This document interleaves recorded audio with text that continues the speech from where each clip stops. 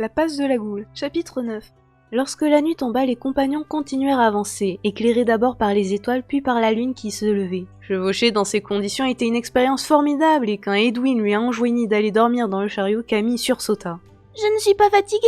s'étonna-t-elle. Elle quitta Murmure avec regret et s'allongea entre les sacs à la place que venait de libérer Maniel. Artis Valpierre, toujours près de Maître Diom, paraissait soucieux. Le vieil Anali se trouvait dans un état second, oscillant entre veille et sommeil, avec des difficultés à respirer et une douleur dans la poitrine. « Je ne peux pas encore me prononcer, » expliqua le rêveur. « Il est sous le coup d'une fatigue extrême qui perturbe mon diagnostic. Il faut attendre. » Camille ne trouva rien à dire. Elle savait seulement que le vieil homme ne devait pas mourir. C'est avec cette pensée qu'elle ferma les yeux.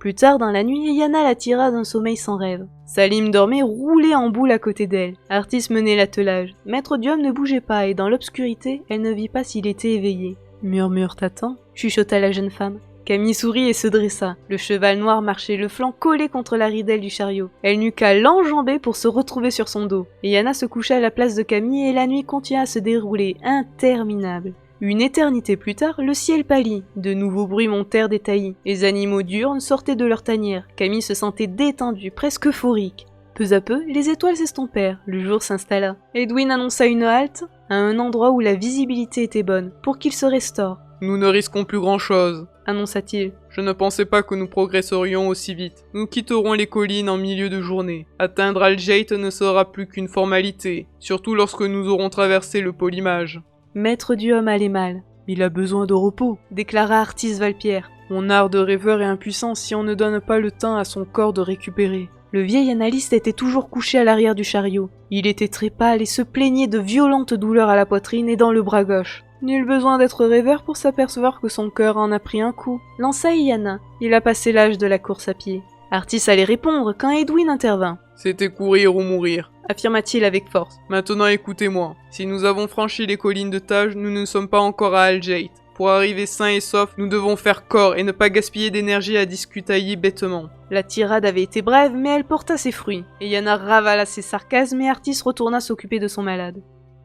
La matinée se déroula dans un silence quasi complet. Chacun semblait perdu dans ses pensées, et les phrases échangées, mises bout à bout, n'auraient pas rempli 10 minutes de conversation. Salim voyageait à l'intérieur de lui-même. Il prenait conscience que sa décision de suivre Camille l'avait définitivement coupé de ce qu'il connaissait. Il continuait à en être heureux, mais le trait qu'il avait tiré sur son passé lui offrait un avenir vierge dans un monde inconnu qui l'inquiétait un peu. La guerre finirait un jour. Que deviendrait-il alors? Où irait-il? Pourrait-il rester avec Camille? Il détailla autour de lui les adultes qu'il côtoyait depuis si peu de temps. Ils lui étaient déjà plus proches que sa famille. Maniel le Colosse, garde de la ville d'Alvor, soldat de métier modelé par la discipline et les règlements. Il s'était ouvert depuis la mort de son compagnon Hans.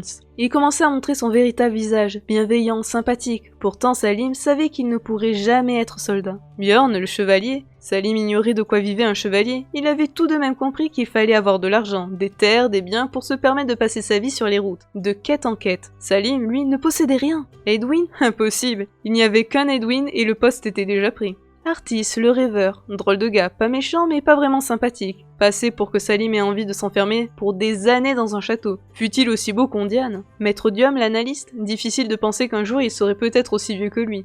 De toute façon, Salim était né dans un autre monde et avait autant de dons qu'un petit pois. Inutile d'envisager de dessiner ailleurs que sur une feuille. Les yeux de Salim croisèrent ceux de Yana, qui lui sourit. La jeune femme était tout ce qu'il aimait. Indépendante, rebelle, exubérante, joyeuse. Il se remémora sa première et unique leçon. Il avait eu l'impression de se glisser dans un costume taillé sur mesure. Et Yana ne lui avait pas parlé des marchandes. Et il devinait qu'elle mettrait peut-être des mois à le faire, si jamais elle le faisait. Pourtant, il percevait là quelque chose d'autrement plus alléchant que la vie de soldat, de rêveur ou même de chevalier. Un futur pris dans les millions de futurs possibles se dessina soudain avec une extraordinaire précision. Salim fut marchombre, non en rêve, mais dans une réalité décalée qui avait les couleurs de la vraie vie. La vision n'eut beau durer qu'une poignée de secondes, elle suffit à le rendre profondément heureux.